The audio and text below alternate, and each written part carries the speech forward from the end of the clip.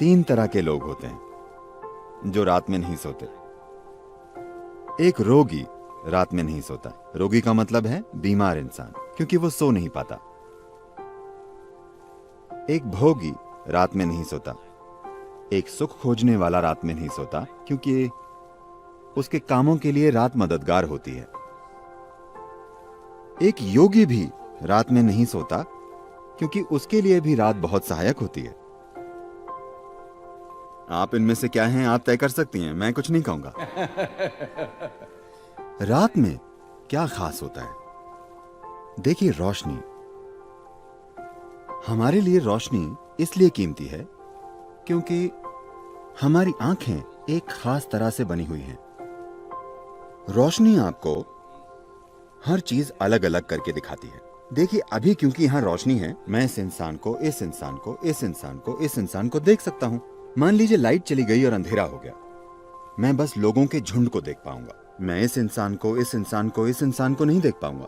तो रात में कुछ ऐसा है कि रात में सीमाएं थोड़ी धुंधली हो जाती हैं।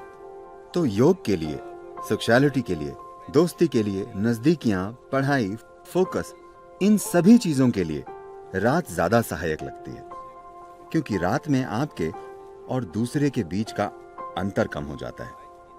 सिर्फ इसलिए क्योंकि हमारी आंखें इस तरह से काम करती हैं।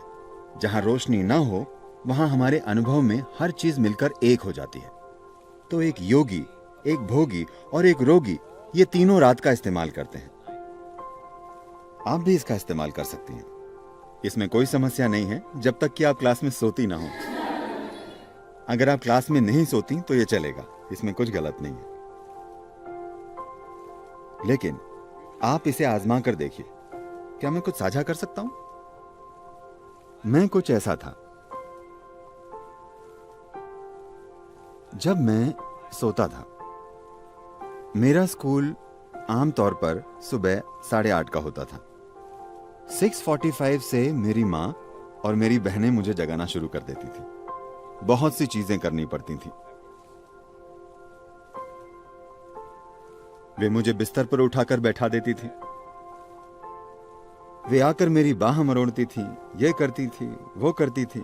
मेरी माँ ये नरमी से करती थी, मेरी बहनें सख्ती से करती थी।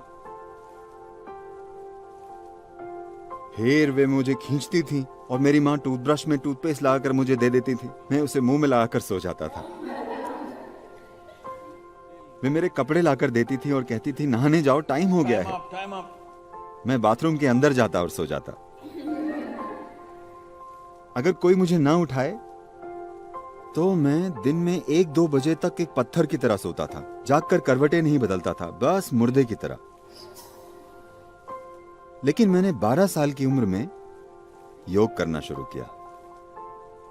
शायद 8 या 9 महीनों के बाद, उसके बाद चाहे जिस भी जगह पर होने पर, चाहे कहीं भी होने पर, चाहे जो टाइम जोन हो, रोज मैं अलग टाइम जोन में होता हूं, लेकिन मैं सुबह 3:35, 3:40 पर जाग जाता हूं, क्योंकि उस वक्त प्रकृति में कुछ बदलाव होते हैं।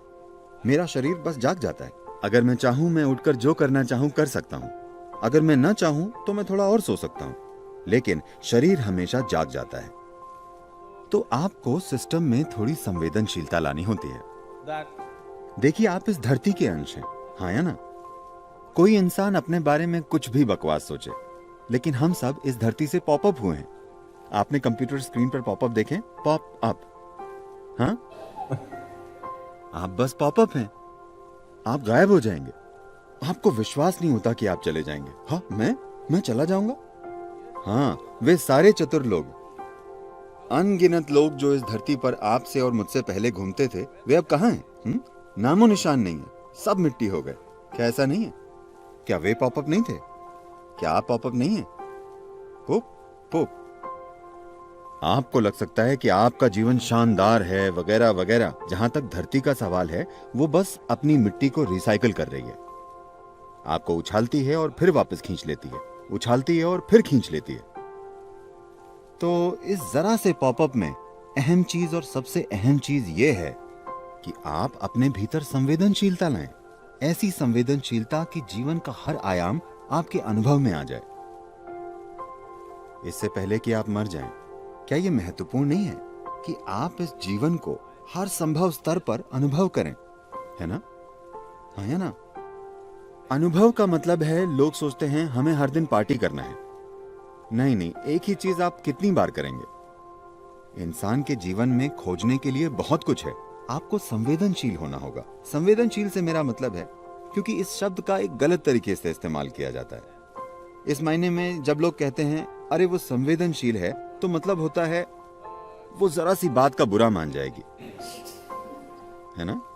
आपके जीवन का संवेदनशील होना और आपके अहम का संवेदनशील होना दो अलग चीजें हैं। जीवन के संवेदनशील होने का मतलब है कि अगर आप इस हॉल में आते हैं तो आप यहाँ मौजूद हर चीज का अनुभव करते हैं, आपसे कुछ नहीं चूकता। अगर आप बाहर जाते हैं तो आप किसी चीज से नहीं चूकते। जीवन के हर आयाम को आपके अनुभव में आना चाहिए। तो संवेदनशीलता विकसित करने का मतलब है कि अगर आप अपनी आंखें बंद करें तो आप जान जाएं कि चांद अभी किस अवस्था में है, क्योंकि ये सब आपके शरीर में हो रहा है। हर दिन ये आपके सिस्टम में जाहिर हो रहा है। Every day it is playing in your system. Do you see if it's a full moon or a new moon, the entire ocean is coming up? क्या आपने ध्यान दिया है कि अगर पूर्णिमा या अमावस्या हो तो पूरा समुद्र उछलता है, ज्वार भाटा आता है ना? आप कभी समुद्र तट पर गए हैं या नहीं जाते? आप जाते हैं? लहरें उठती हैं। Yes. पूरा समुद्र ऊपर उठने की कोशिश कर रहा है।